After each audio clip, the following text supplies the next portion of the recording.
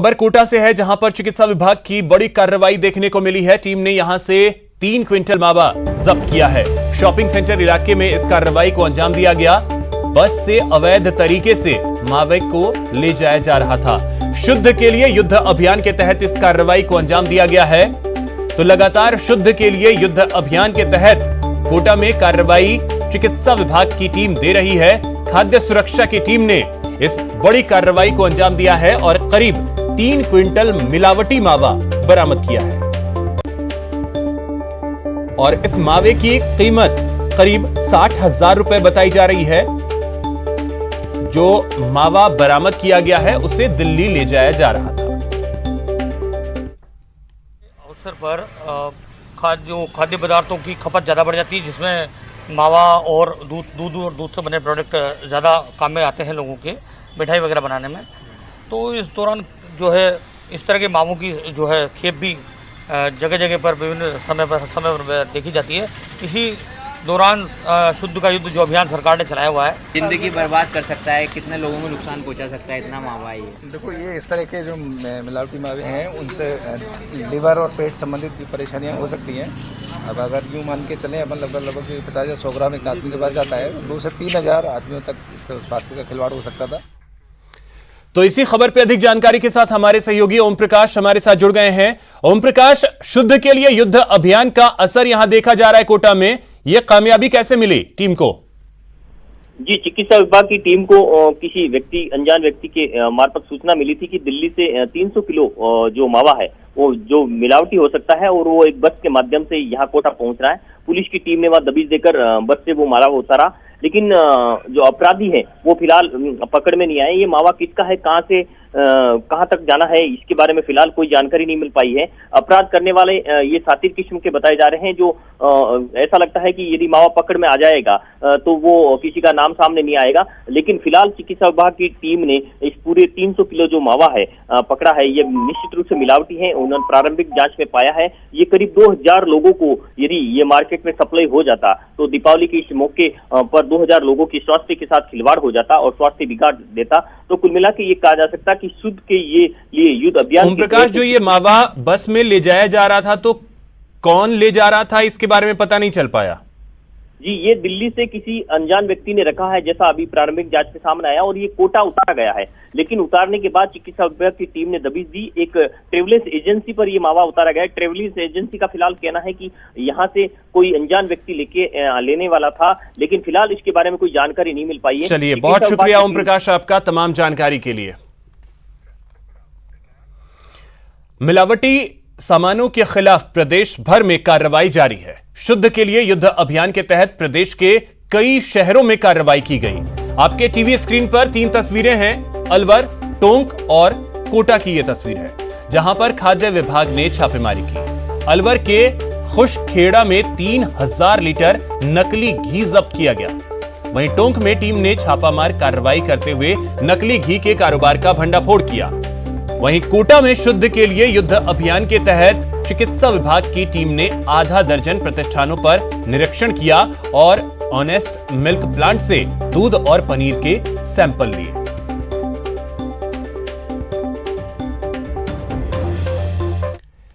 एक बड़ी खबर आपको कोटा से बता दें, जहां पर लावारिस हालत में एक बच्ची मिली है।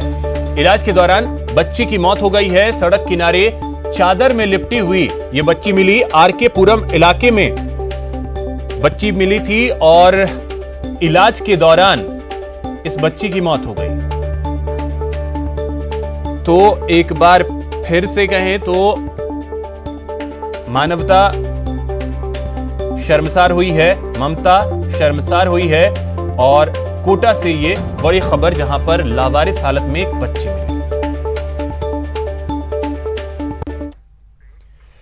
खबर श्रीगंगानगर से है, जहां नगर परिषद में हुए विवाद के दौरान धक्का मुक्की और मारपीट का वीडियो सोशल मीडिया पर वायरल हो रहा है। वायरल हो रहे इस वीडियो में साफ तौर पर देखा जा सकता है कि किस तरह से टेंडर डॉक्यूमेंट को जमा कराने को लेकर ठेकेदारों के बीच छीना झपटी और हाथापाई हो रही है।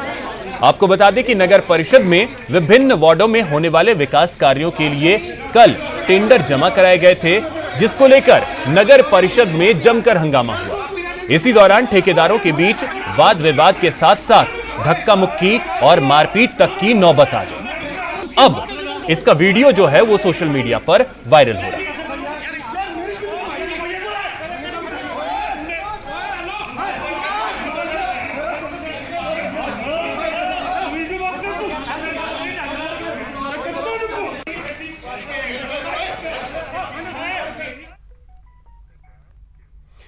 कोटा से खबर है जहां पर एक एएसआई के वर्दी का रौब दिखाने का मामला सामने आया है। मिली जानकारी के मुताबिक भीमगंज मंडी थाने में तैनात एएसआई सुगन अपने एक साथी के साथ 2 दिन पहले कोटा स्टेशन पहुंचा था। यहां पर सुगन ने बिना टिकट प्लेटफॉर्म पर जाने की कोशिश की, जिस पर ड्यूटी पर मौजूद चेकिंग स्टाफ ने उसे प्लेटफॉर्म पर जाने से रोक दिया, जिससे खफा सुगन ने टिकट चेकिंग स्टाफ को बाहर देख लेने की धमकी दी, जिसका वीडियो सोशल मीडिया पर अब वायरल हो रहा है। मामले की इत्तला पर आरपीएफ सुरक्षा आयुक्त ने मामले की जांच के आदेश दिए।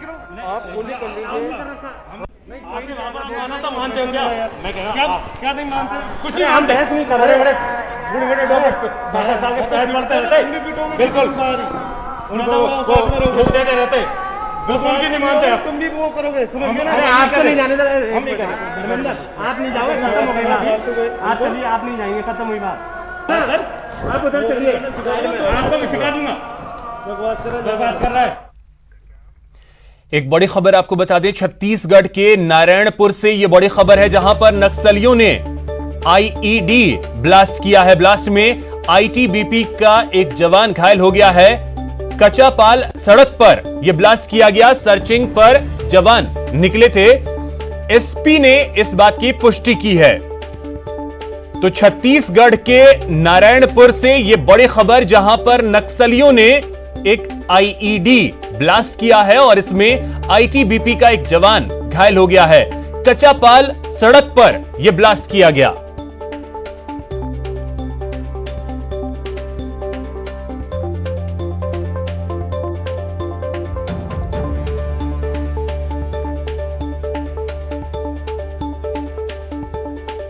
तो ये बड़ी खबर आपको बता दें नारायणपुर से, जहां पर छत्तीसगढ़ में नारायणपुर में एक आईईडी ब्लास्ट में आईटीबीपी का एक जवान जो कि घायल हो गया है। बड़ी खबर नागौर से, जहां पर एक भीषण सड़क हादसा सामने आया। पिकअप और कार की भीषण टक्कर हो गई। इस हादसे में 3 लोगों की मौत हो गई जबकि एक घायल हो गया है। फागली गांव के पास यह हादसा हुआ है। नागौर के रोल क्षेत्र के फागली के पास यह भीषण सड़क हादसा हुआ जिसमें एक कार और पिकअप की जबरदस्त भिड़ंत हो गई, जिसमें 3 लोगों की मौत हो गई जबकि एक व्यक्ति गंभीर रूप से घायल हो गया, जिसे इलाज के लिए अस्पताल में भर्ती करवाया गया है।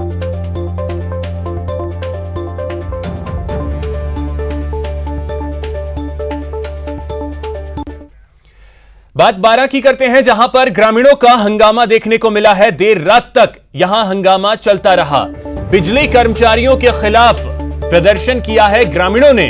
दरअसल करंट लगने की वजह से एक संविदा कर्मी की मौत हो गई थी और मौत के बाद ग्रामीणों ने मांग को लेकर, जिसमें मुआवजे की मांग है, नौकरी देने की मांग है समेत कई मांगों को लेकर के ग्रामीणों ने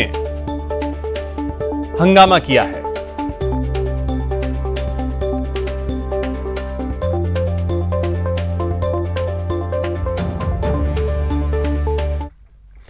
वहीं खबर सीकर से है, जहां पर नौकरी दिलाने के नाम पर ठगी करने का एक मामला सामने आया है। रेलवे में नौकरी दिलाने के नाम पर ठगी की गई है। फर्जी रेलवे अधिकारी बनकर 10 लाख रुपए ठग लिए गए। युवक ने एक महिला पर आरोप लगाया है। महिला ने 40 अभ्यर्थियों को ट्रेनिंग दिलाई और उसके बाद ठगी की है 10 लाख की। तो रेलवे में नौकरी दिलाने के नाम पर ठगी का एक मामला सीकर में सामने आया है, जहां पर 10 लाख रुपए भी ठग लिए गए। एक महिला ने फर्जी रेलवे अधिकारी बनकर युवकों को ठगा है और युवकों ने महिला को के ऊपर आरोप लगाया है 10 लाख रुपए ठगने का। ये मैंने पूछा नहीं, फिर अधिकारियों ऐसे बोल के कहे आपको मैं जॉब लगवा दूंगी, मेरे को जॉब की ज़रूरत थी, इसलिए मैंने उनको बुलवाया कि खाटू आ जाओ, आप खाटू श्याम बाबा के दर्शन करने के लिए आ जाओ। तो उन्होंने खाटू आई और फिर मेरे मतलब मैंने पापा जी से मिलवाया, मेरे पिताजी से मिलवाया और मैंने खुद मिला। तो मिल के उसके बाद में मैंने 5 लाख रुपए उनको कैश दे दिए। फिर वहाँ पे दिल्ली चली गई वो। दिल्ली जाने के बाद में 10-15 दिन बाद में कॉल किया, उन्होंने कहा आपका मेडिकल होगा, मेडिकल करवाने के लिए आप दिल्ली आ जाओ। बीमार में कोई शॉर्ट काट हो गया, अगर मिलान हो जना इसी शॉर्ट काट वगैरह पदमान बताए ये विदेश। इसके बाद में वो खाटश्याम जी आई, बेटा 5 लाख रुपए ले गई और फिर खाता में गिरा 2 दफे। इस टाइम पर उन्होंने क्या कहा आपसे कि नौकरी लगा देंगे और बाद 2 लीटर दिए और बाद में खाता में जल्द मिलेगा तो खाता में पैसा गए। ये कोई शीश राम सनो भागचंद नाम का व्यक्ति लामिया का आया था, जिसने बताया कि रेलवे में नौकरी लगाने को लेकर के ठगी हुई है मेरे साथ में। तो गीता रानी हरियाणा की बता रहे हैं, जिसमें हमने FIR दर्ज की, अभी इन्वेस्टिगेशन चल रहा है। बड़ी खबर उदयपुर से है, जहां पर सट्टे के खिलाफ बड़ी कार्रवाई की गई है। ATS और प्रताप नगर पुलिस ने इस कार्रवाई को अंजाम दिया है, जहां पर IPL मैचों पर सट्टा लगाते हुए 2 युवकों को गिरफ्तार किया गया है। यहां से 13 मोबाइल फोन, 2 LED टीवी बरामद किया गया। इसके अलावा आपको बता दें कि 2 युवकों को गिरफ्तार किया गया है। पुराना RTO इलाके में दबिश दी गई।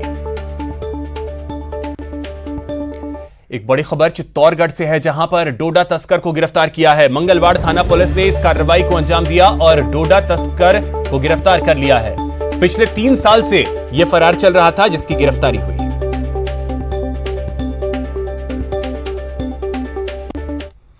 यहां रुकेंगे एक छोटे से ब्रेक के लिए। ब्रेक के बाद आपको बताएंगे चूरू में कैसे किसानों के हक पर पड़ा डाका।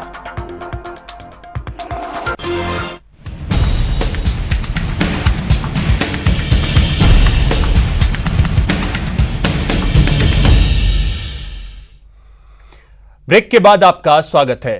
चोरी चकारी और फर्जीवाड़े के एक से एक कहानी आपने सुनी होगी, लेकिन अमानत में खयानत का ऐसा मामला शायद ही कभी आपने सुना होगा, जो चूरू से आया है।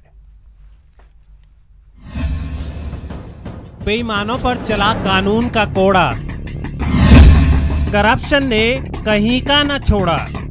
जैसे जिसने इनकम टैक्स दिया है उसने लाभ उठा लिया है, तो योजना के अनुसार ऐसे सारे लोग अपात्र थे। पाई पाई वसूल करेगी सरकार, बचकर कहां जाओगे जनाब। अब किए का कर्ज चुकाओ। गरीब किसान बनकर सरकार को लूटने वाले, लूट के पैसों से अय्याशी करने वाले बेईमानों के सामने अब फाका कसी की नौबत आ गई है। नकली किसान बनकर करप्शन किया और अब अपने किए का कर्ज चुकाने की नौबत आ गई है। गरीब किसान बनकर सरकार को 1,77,00,000 का चूना लगाया। अब पाई पाई वसूल करेगी सरकार। जी हां, चूरू जिले में किसानों की मदद के लिए बनी प्रधानमंत्री किसान सम्मान निधि योजना का 1967 अपात्र लोगों ने गलत तरीके से लाभ ले लिया। मामले का खुलासा होने पर कलेक्टर ने जिलों के सभी तहसीलदारों को लोगों से राशि वसूलने का आदेश दिया है, जिसमें अभी 1,76,00,000 के आसपास इनकी रिकवरी की जानी है। तो सभी तहसीलदारों को निर्देशित किया गया है इस संबंध में रिकवरी करने के लिए। मामले का खुलासा तब हुआ जब केंद्र सरकार की ओर से भुगतान उठाने के बाद जांच में आधार नंबर से इसका मिलान कराया गया। आधार मिलान के बाद चूरू जिले में 1967 लोगों को चिन्हित किया गया है, जो गरीब किसान बनकर असली किसान का हक खा गए। कल तक सरकार से वसूली करने वालों पर अब वसूली की तलवार लटक रही है, जिससे उनके दिन का चैन और रातों की नींद हराम हो गई है। न्यूज़ 18 राजस्थान के लिए चूरू से मनोज शर्मा की रिपोर्ट। वहीं भीलवाड़ा में कलेक्टर साहब का एक्शन देखकर हर कोई हैरान है। कलेक्टर साहब शहर को संवारने के लिए दिन रात एक्शन में हैं। काम का जुनून ऐसा कि शहर वाले कह रहे हैं, कलेक्टर हो तो ऐसा। रात का समय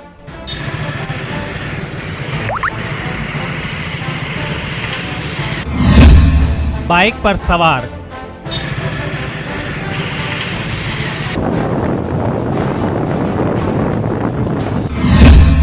साथ में अमला,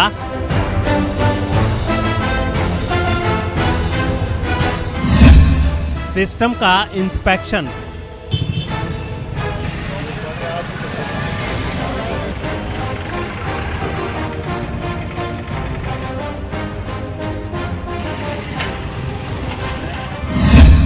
एक्शन में कलेक्टर साहब।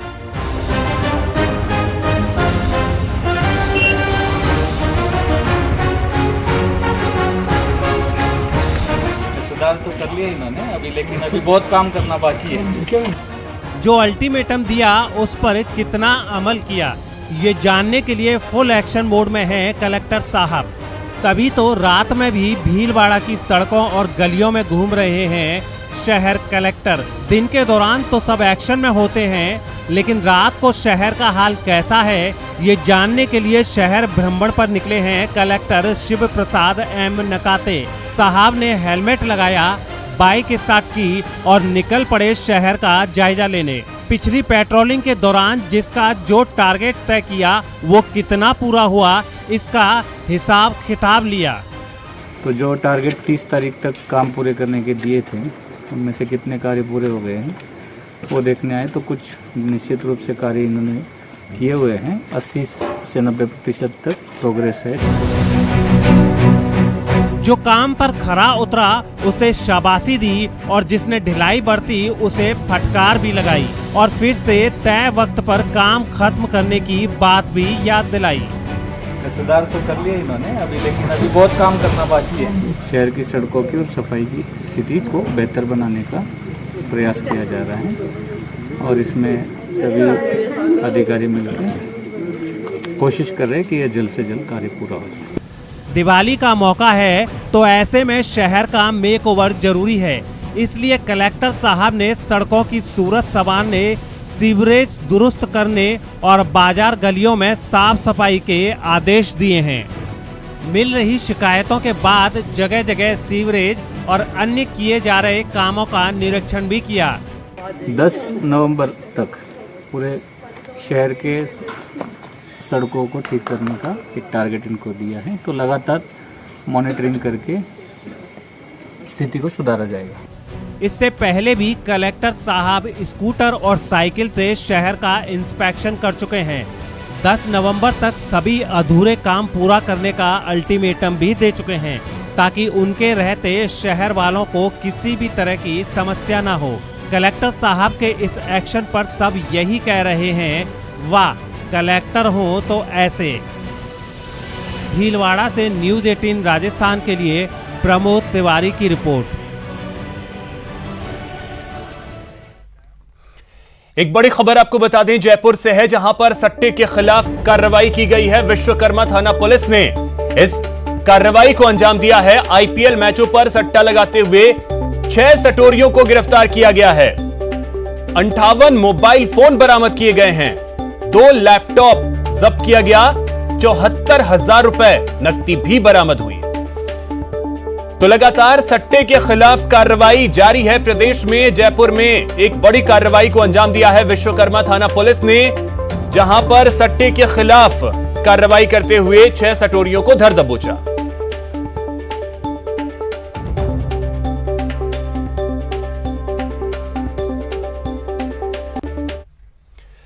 बात करते हैं शहर की सरकार की। नगर निगम चुनाव के दूसरे चरण के लिए चुनाव प्रचार का शोर आज थम जाएगा। 1 नवंबर को यहां वोट डाले जाने हैं, जिसमें 3 नगर निगम हैं, कोटा दक्षिण, जोधपुर दक्षिण और जयपुर ग्रेटर। शाम 5 बजे चुनाव प्रचार थम जाएगा। तो अब ऐसे में जो प्रत्याशी हैं वो पूरा जोर लगा रहे हैं। आज अंतिम दिन है। तीनों नगर निगम में वोटिंग 1 नवंबर को होनी है। कोटा दक्षिण, जोधपुर दक्षिण और जयपुर ग्रेटर।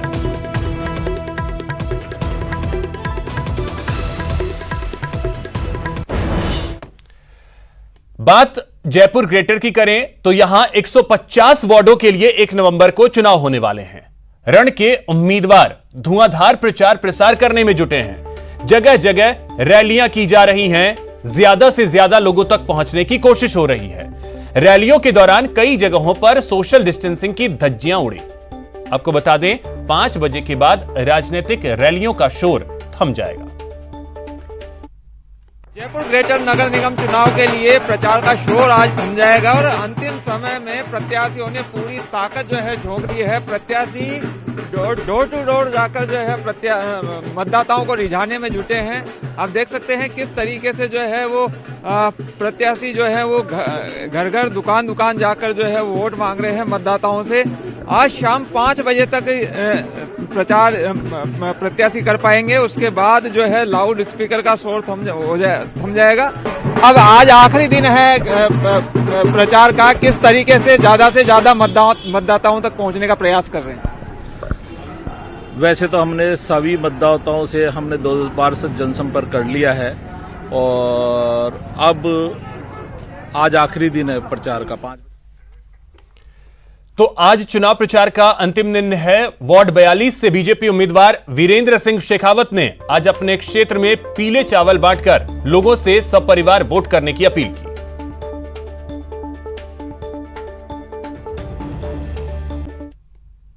लेकर आज चुनाव प्रचार का अंतिम दिन है और प्रत्याशियों ने अपनी पूरी ताकत जो है चुनाव प्रचार में झोंक दी है। अलग अलग तरीके से वोटर को लुभाने की कोशिश की जा रही है। इस समय हम वार्ड 42 में और यहाँ बीजेपी के जो प्रत्याशी हैं वो उन्होंने एक अनोखा तरीका अपनाया है। वो पीले चावल लेके लोगों के घरों तक जा रहे हैं और उन्हें लोकतंत्र के इस पर्व में भाग लेने के लिए आमंत्रित कर रहे हैं। उनका कहना है कि जिस तरह से हम शादी में या किसी शुभ समारोह के अंदर लोगों को आमंत्रित करते हैं, उसी तरह से लोकतंत्र भी एक बड़ा पर्व है और इसमें वोट आप जरूर दीजिए, चाहे जिसको दीजिए, लेकिन वोट देने के लिए घर से निकलिए। हम उनसे बात कर लेते हैं कि क्या कुछ उनका कहना है।